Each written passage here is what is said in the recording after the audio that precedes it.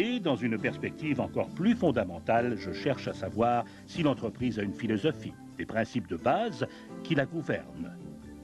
Chez Sunrider, il y a une philosophie. Elle se fonde sur les principes de la santé qui ont cours en Chine depuis des millénaires. J'espère que vous trouverez le vidéo qui suit aussi fascinant que moi.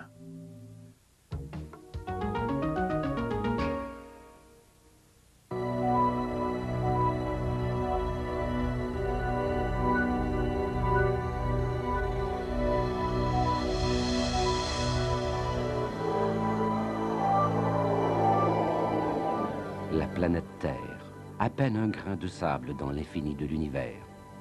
Et pourtant, pour nous, ses habitants, ses intendants, notre monde est immense, rempli de diversité, de mystère, de splendeur et de beauté. Et chaque jour est un rappel du miracle et du génie de la puissance de la création. Dans la nature, on trouve l'harmonie, l'équilibre parfait.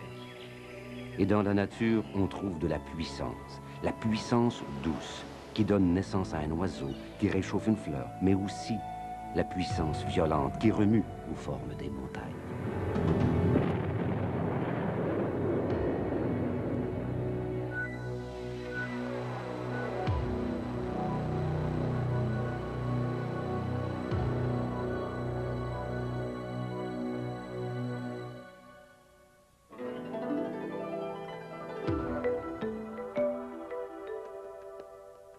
Il y a 5000 ans, une civilisation est née au cœur de la Chine, autour d'un bassin paisible du fleuve Jaune, un des 4 berceaux de l'humanité. Le peuple et la culture qui ont pris naissance dans cette région ont graduellement occupé la plus grande partie du continent asiatique. Ces gens n'avaient pas de religion officielle. Ils avaient comme règle de vie un profond respect de la nature et ils vénéraient les puissances de la création. Leur philosophie était basée sur l'observation de la nature et leur vie se conformait aux lois naturelles de l'univers. Les nombreuses difficultés de la vie constituent un véritable casse-tête. Plutôt que d'y apporter des solutions, les Chinois ont cherché des réponses en observant et en imitant la nature, en soi un modèle parfait. Leur principe philosophique de base était profond et il s'est raffiné au cours des âges. Mais en fait, il est aussi simple que de compter jusqu'à 5. Pour l'homme et la nature, il n'y a qu'une seule origine, un créateur de paix et d'harmonie. Le chiffre 2 représente les forces opposées et pourtant complémentaires, du yin et du yang. L'une interne, l'autre externe, l'une positive, l'autre négative, qui ensemble sont en équilibre. Le chiffre 3 représente le ciel, la terre et l'homme. Le but de l'existence pour les humains était de vivre sur la terre et de la terre. Mais le ciel, la première dimension, servait à rappeler à l'homme qu'un royaume divin existait au-delà de la terre tangible et que toutes les choses physiques avaient aussi une nature spirituelle. C'est le dragon qui symbolise ce concept. Le cercle représente le ciel et le carré avec ses 4 côtés représente la terre. Le chiffre 4 illustre la diversité qu'on retrouve dans les 4 saisons de la nature. Dans la diversité, on retrouve les différences, les changements et les joies de la Terre. Le chiffre 5 représente les 5 éléments qui constituent l'ensemble de l'univers. Le feu, la terre, le métal, l'eau et le bois. Pour que règne l'harmonie, les 5 éléments doivent être présents. Dans l'homme, le poisson et dans tous les animaux. Dans les plantes, les arbres et les fleurs. Dans toutes les créatures, les 5 éléments travaillent en harmonie à l'intérieur du cycle quinaire. Les Chinois croient depuis des millénaires que la véritable harmonie ne peut être atteinte qu'à l'intérieur d'un état d'équilibre, lorsque l'homme reconnaît le lien physique et spirituel de la nature, lorsque les saisons de la diversité se manifestent et lorsque la synergie des 5 éléments est présente. Pour faire régner l'harmonie dans leur vie, les Chinois cherchèrent à maîtriser les lois de la nature et de l'univers. Comme ils n'entretenaient aucune notion de vie après la mort, ils concentrèrent toute leur énergie sur la qualité de leur vie présente. Le but visé par les Chinois était succinct, vivre longtemps et vivre bien.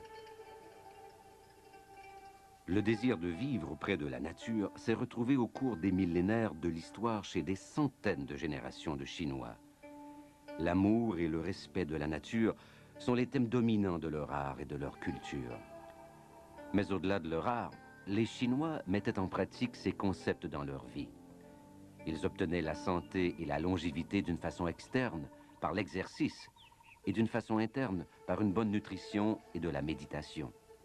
Pour les Chinois, la santé était un produit de la nourriture qu'ils absorbaient, de l'air qu'ils respiraient et de la manière qu'ils exerçaient leur corps et leur esprit.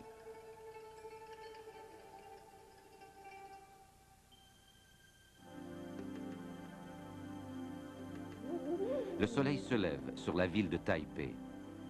L'air matinal est imprégné de l'énergie du yang. Des centaines de gens se sont rassemblés pour faire de l'exercice. Leur mouvement imite la nature, le cours sinueux d'une rivière ou un animal en mouvement. C'est une forme d'art impressionnante de la part d'un groupe d'artistes inattendus. Les arts martiaux chinois portent le nom de Gushu et non de Kung Fu. Lors de l'étude ou la maîtrise d'un art, qu'il s'agisse d'un chef cuisinier, d'un guerrier féroce, d'un artiste renommé, tous ont un bon kung-fu. Le secret des arts martiaux, comme presque tout le kung-fu, s'est transmis de génération en génération. Les grands maîtres existent encore de nos jours.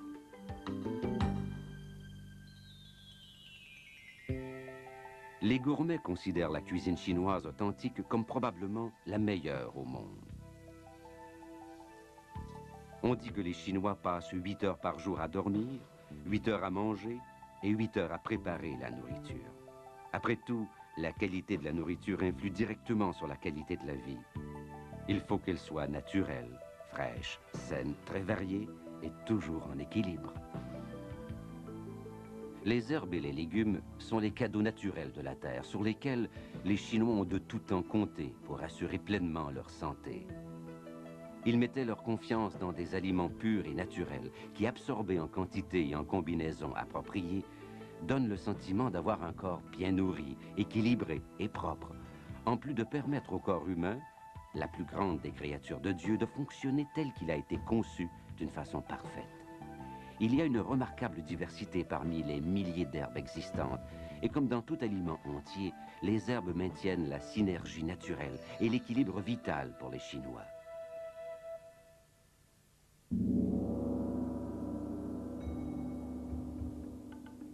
Il y a près de 5000 ans, un Chinois du nom de Shen Nong faisait des expériences avec des plantes et des herbes pour mieux comprendre comment nourrir le corps. Il étudiait et notait leurs effets sur son propre corps en absorbant jusqu'à 70 herbes différentes quotidiennement. En tant que découvreur de la valeur nutritive des herbes, Shen Nong enseigna aux gens de son époque à identifier, à cultiver et à utiliser les herbes bénéfiques pour le corps. Les Chinois le considéraient comme le dieu des herbes. Huang Ti, l'empereur jaune, prit la relève et organisa une étude documentée des nombreux bienfaits des herbes comestibles par les meilleurs médecins de la Chine.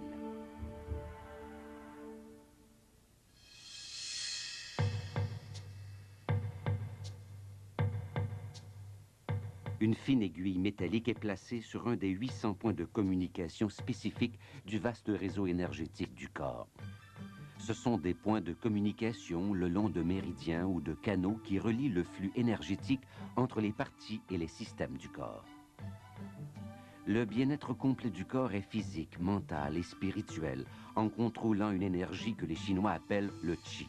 Cette approche de la santé semble mystérieuse pour la plupart des gens, mais elle s'est avérée efficace à travers les millénaires de l'expérience chinoise. L'étude du corps humain avait déjà atteint un niveau scientifique élevé il y a 4500 années. Les parties et les systèmes du corps humain étaient connus, de même que les herbes qui pouvaient le mieux nourrir chacun de ces systèmes et parties du corps.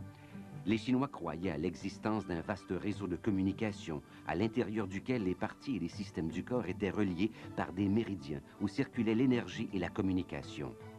L'acupuncture, la médecine interne, l'anesthésie et même la chirurgie étaient pratiquées en Chine des siècles avant le reste du monde. On mettait l'accent sur le maintien de la santé plutôt que le traitement de la maladie.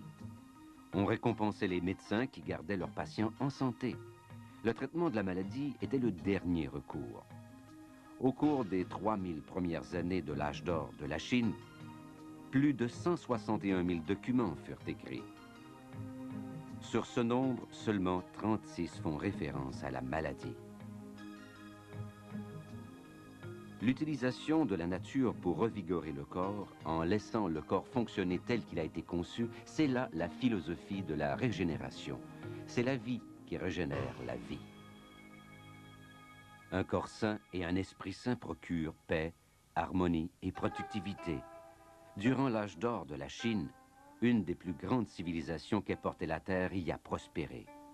On y a construit un immense mur, non seulement pour éloigner les agresseurs, mais aussi pour préserver la pureté d'une sagesse et d'une vérité précieuse.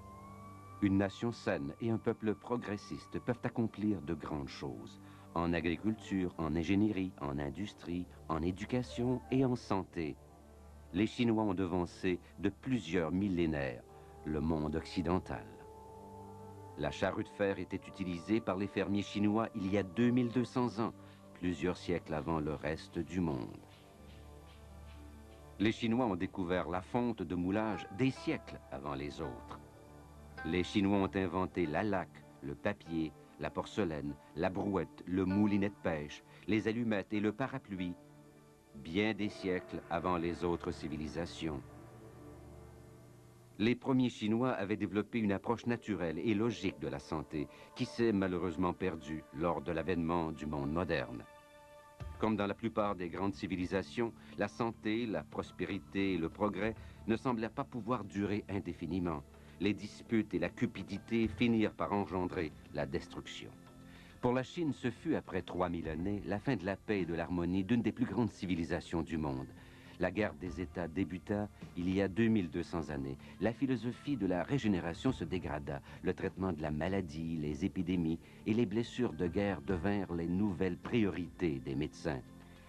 Plutôt que d'utiliser les herbes comme nourriture, ils eurent recours aux herbes comme médicaments et comme cataplasmes. Les médecins optèrent pour une approche de traitement des symptômes, ce que nous appelons la philosophie de la substitution. Sous le règne de la dynastie Ming, il y a 700 ans, la substitution par l'utilisation des herbes atteint un sommet de popularité. Puis, sous le règne de la dynastie Qing en 1644 et pendant la rébellion des Boxers en 1912, un vent de destruction balaya le pays. Des documents anciens, des objets précieux et un nombre incalculable d'archives issues de la sagesse des générations furent pillés et perdus. Des traditions ont disparu. Et au moment où l'âge d'or de la Chine était voué à la disparition, la philosophie de la régénération se perdait aussi.